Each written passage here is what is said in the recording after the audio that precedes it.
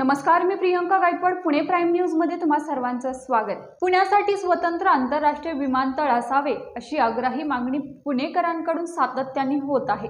लोहगाव येथील पुणे आंतरराष्ट्रीय विमानतळाला जगद्गुरू संतश्रेष्ठ तुकाराम महाराज यांचे नाव देण्यात यावे, त्यासाठी राज्य सरकारने प्रस्ताव तयार करून केंद्र सरकारकडे पाठवावा अशी मागणी केंद्रीय नागरी हवाई वाहतूक राज्यमंत्री मुरलीधर मोहोळ यांनी 25 ऑगस्टला राज्य सरकारकडे केली आहे.